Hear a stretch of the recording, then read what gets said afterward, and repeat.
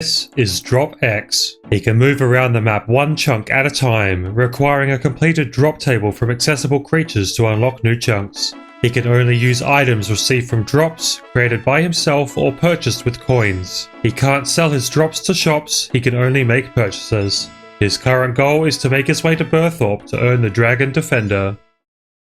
In the last episode, we took out unicorns, highwaymen, and an earth wizard for their drops, earning us 3 new chunks. We can now access the crossroads above Draenor Village, Sarah's farm, and the south of Falador. We also trained our woodcutting level to 27, unlocking dugout canoes. We didn't really have any gear changes, only receiving the black cape for an aesthetic change. Today we'll be using our woodcutting skills to make a dugout canoe for our next unlock chunk. Let's get killing!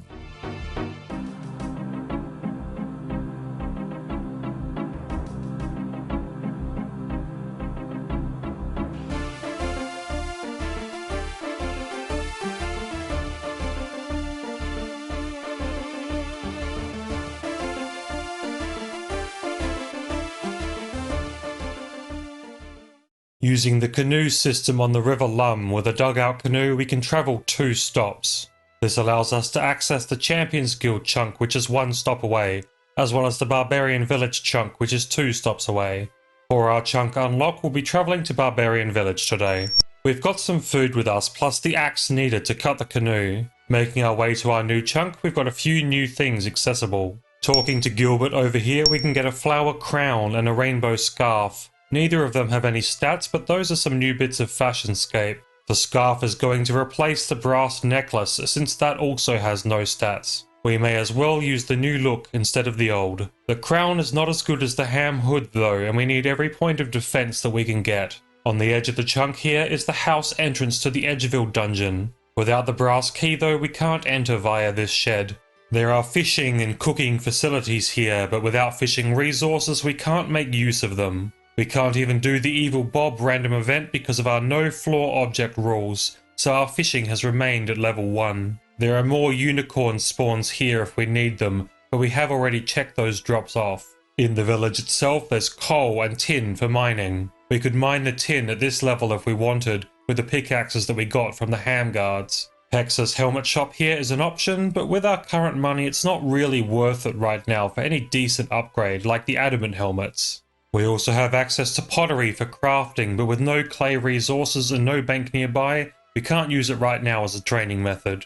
As most of you have no doubt worked out, we'll be heading into the Stronghold of Security today. The Stronghold of Security is a 4-floored dungeon with a good number of new creatures for us to kill. Many of the creatures within it have unique drops, as well as many things that are new for us in general. The goblins here have different drop tables to the ones we've killed previously, but our first monster of today is going to be the Minotaur. They have a couple of new drops for us, but notable upgrades include the bronze full helm with a nearly 1 in 10 drop chance, as well as the noted tin and copper ore, which will allow us to start a smithing grind. They have a number of other drops that we'll need to get, including the right skull half, one of their unique drops. Their rarest new drop is the Ensouled Minotaur head with a rarity of 1 in 50. Let's see how we go. With 10 hit points each, they're not too difficult to kill. This first one drops coins, which they drop pretty commonly in various amounts. Second kill, tin ore. That's a new one for us. Since it's noted, let's hope we get a bunch. 83 coins from that drop, that'll be a nice addition to my collection. Money, money. Right skull half. That's new. I even get a collection log pop-up for that one. That only took us 7 kills, well below the drop rate. Maybe this will be a good luck episode. Pure Essence, also noted for our convenience. A couple more coins. Iron arrows, those aren't new, but they're pretty common from Minotaur. Ah, the bronze full helm. That's a head slot upgrade for us. We're slowly replacing the ham gear. Copper ore, that's new as well. Again, noted for our convenience. We just got a drop of cooked meat. We haven't even had to eat yet. We might leave here with more than we brought with us. Some more copper ore. With all the bronze spears we got from goblins and adding on the ones we're getting here, we're going to have quite a few of these. Not as many as our hammers, but still. Bronze arrows, those aren't new. More copper ore. Another full helm. I'm going to return to Lumbridge and bank since we have all this meat taking up space in our inventory and we don't seem to need it. 37 kills so far. We only need the ensouled Minotaur head and the rune essence now.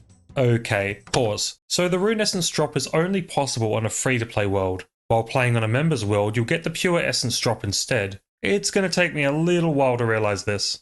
Okay, I'm rowing back now. Yet another full helm, some more arrows, another skull half, a bronze dagger. That's not new for us, but it's new from a Minotaur. And there's hit points level 38. Always good to get a hit points level. That's a beginner clue scroll. Southeast of Varrock. Not in our chunks, I'm afraid. Pure essence. More pure essence? This is where I'm starting to get suspicious about the lack of rune essence drops. That's a beginner clue. Alcarid Mines. That's a no-go for us. Oh, and an easy clue. Apothecary. No can do. Ah, the ensouled head. The rarest of the drops. And a drunken dwarf too. Thanks, dwarf. That's a few new things. There's level 42 strength. At level 44 we can hit an 8, even on accurate. Once we get there I'll go back to training my attack. Mind runes. They're not new for us, but they're a pretty rare drop from a Minotaur. Minotaur are not a great source of mind runes, to be honest. Another skull right half. We need to teleport back again. I didn't get any cooked meat this time. They're clearly trolling me. It was at this moment that he knew. He fucked up. Oh, so I can only get the rune essence on free-to-play worlds. Right.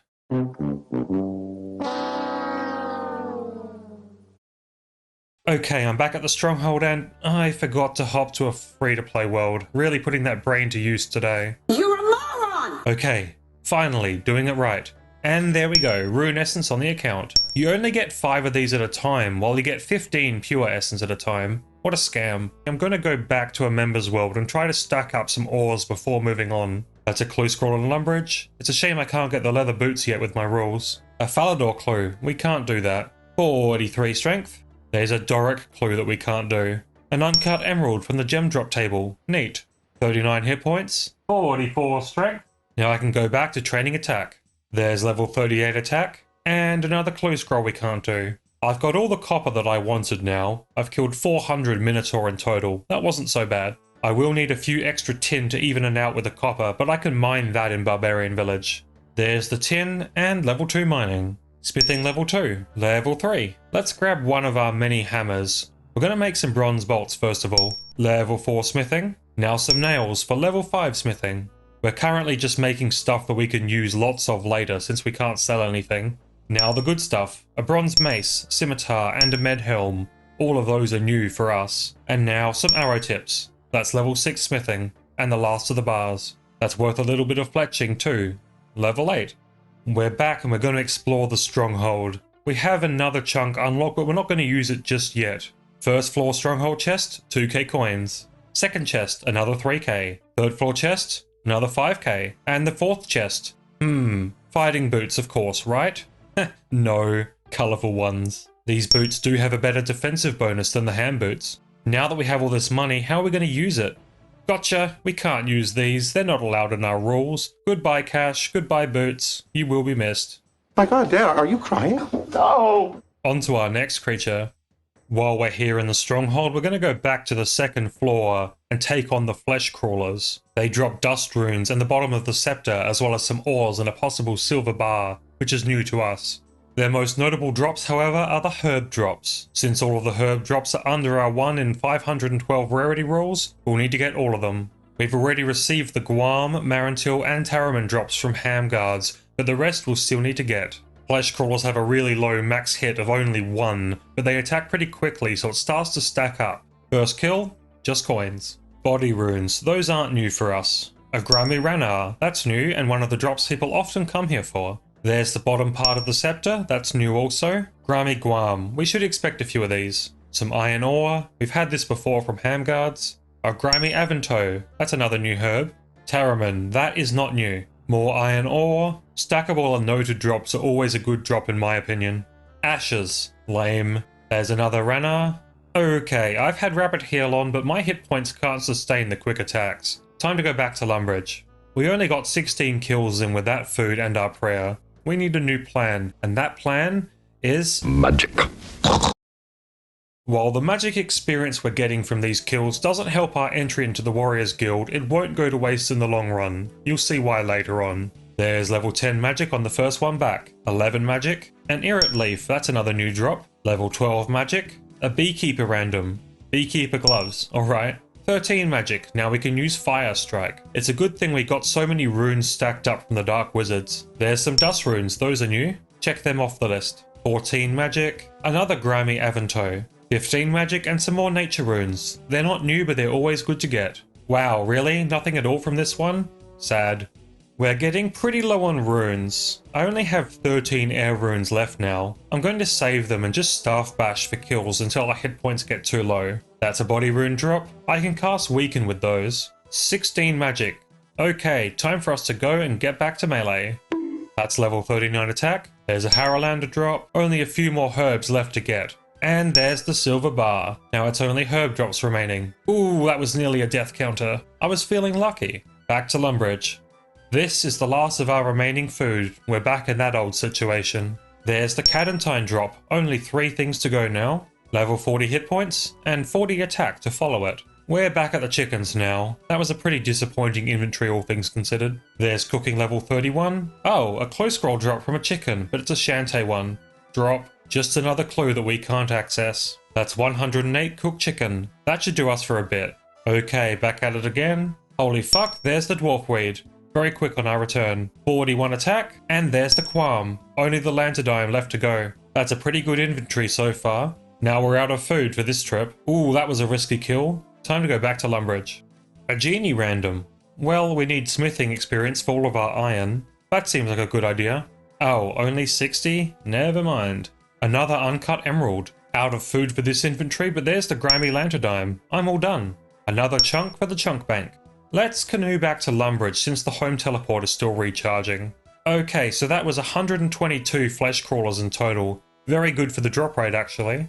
Now our herb, seed and potion tab is looking stacked out and we won't have to get those herbs from any future drop tables either. We're able to unlock 2 new chunks now and I'm going to keep moving west from Barbarian Village and then north to the Edgeville Monastery chunk. This will give me access to the Dwarven Mines. Hi-ho, it's home from work we go. We can access the monastery now, but we're not quite high enough level to get to the top floor. We can, however, use the monks for healing by engaging them in conversation. Down in the mine, we can access a pickaxe shop for future pickaxe upgrades. We also now have access to clay. I'm going to get some clay for quick experience first of all. That's level 3 mining, level 4, level 5, and we're doing copper now. Okay, I've been mining copper and tin for a bit, heading back and forth from Lumbridge and here. That's level 15 mining and now I can mine iron. Let's make those bronze bars. Level 9 smithing, level 10, level 11, and there's a bronze chain buddy on the account, an upgrade. Level 12 smithing, a bronze kite shield, our new best shield. Level 13 smithing, 14 smithing, and level 15 smithing. Now we can smelt iron. Level 16, 17, now we can make bronze plate legs, another upgrade for us. That's the last of the iron ore smelted. We won't be making anything out of it just yet, but we've got a bit of a new look. We're a bronze warrior now. We've managed to increase our mining and smithing a fair bit today, as well as our combat stats a little bit. They're starting to progress a lot slower now that they're in their 30s and 40s. You can see we have a bit of an upgrade in our defenses though too. We no longer have to wear so much of that ham gear either. Our combat level is up to 48 and our playtime is now sitting at 1 day and 11 hours. This is the halfway point for the series, but we've still got a long way to go to get into the Warriors Guild. I'll see you next time. Bye!